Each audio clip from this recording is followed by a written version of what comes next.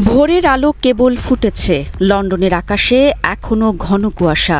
White chapel station একদম নিস্তব্ধ, শুধু পাতাল রেলের গমগমে শব্দ ভেসে আসছে নিচ থেকে। কিন্তু এই স্টেশনটাই এখন হয়ে উঠেছে এক বিতর্কের কেন্দ্রবিন্দু। টাওয়ার হেমলেটসের দেয়ালে বাংলায় লেখা একটি নামফলক, হোয়াইট চ্যাপেল। এটাই যেন পশ্চিমা জাতীয়তাবাদের চোখে এক বিশাল সমস্যা। হঠাৎ করে সোশ্যাল মিডিয়ায় ঝড় উঠল।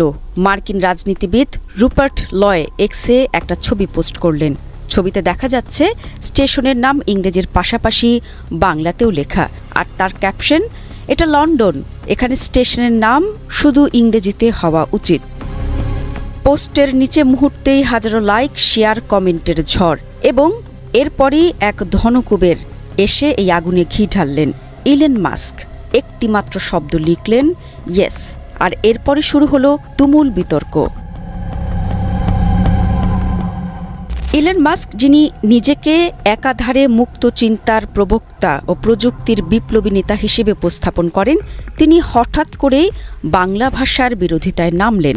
বিশ্বের অন্যতম শীর্ষ ধনী মানুষ, যার হাতে space x, Tesla, Neuralink x, তিনি কেন লন্ডনের রেল স্টেশনের বাংলা লেখাকে টার্গেট করলেন? কিছু বিশ্লেষক বলছেন, এটি কেবল একটি ভাষাগত বিতর্ক নয়, বরং রাজনৈতিক ও সাংস্কৃতিক যুদ্ধের সূচনা। বিতর্কের কেন্দ্রে থাকা বাংলা ভাষার সাইনবোর্ডটি বসানো হয়েছিল 2022 সালে। টাওয়ার হেমলেটস কাউন্সিল এটি স্থাপন করেছিল পূর্ব লন্ডনে বসবাসরত বাংলাদেশি কমিউনিটির প্রতি সম্মান জানাতে। ঐতিহাসিকভাবেই এই অঞ্চল বাংলাদেশিদের ঘাঁটি বলে পরিচিত।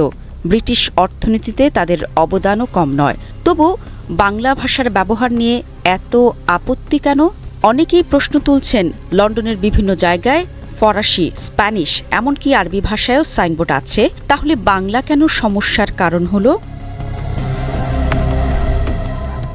বিশ্লেষকরা বলছেন, ইলন মাস্ক এখন শুধু টেক উদ্যোক্তা নন, রাজনৈতিক ও সামাজিক ইস্যুতেও প্রভাব বিস্তার করতে চাইছেন।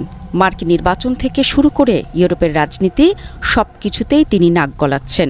মাস্ক যখন ইয়েস বলে মন্তব্য করলেন, তখন অনেকেই মনে করলেন তিনি কি সত্যি বাংলার বিরুদ্ধে, নাকি তিনি শুধু পশ্চিমা সাংস্কৃতিক আধিপত্যকে টিকিয়ে রাখতে চান।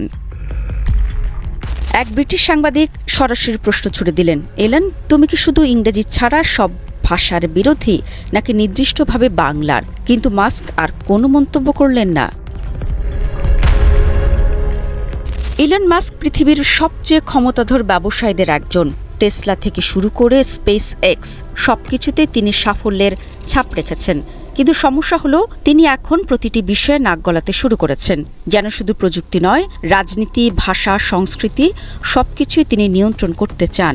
এ বিতর্ক প্রমাণ করল যে মাস্কের প্রতিটি মন্তব্য এখন সোনার অক্ষরে লেখা সত্য নয়। তার সমর্থকদের বড় অংশও মনে করছে তিনি অপ্রয়োজনীয় বিষয়ে মাথা ঘামাচ্ছেন, যা তাকে ক্রমশ বিতর্কিত করে তুলছে। বাংলার বিরুদ্ধে মাস্কের সরাসরি অবস্থান না থাকলেও তার সামান্য একটি ইয়েস বিশ্বজুড়ে এক নতুন ভাষাগত বিতর্কের জন্ম দিয়েছে।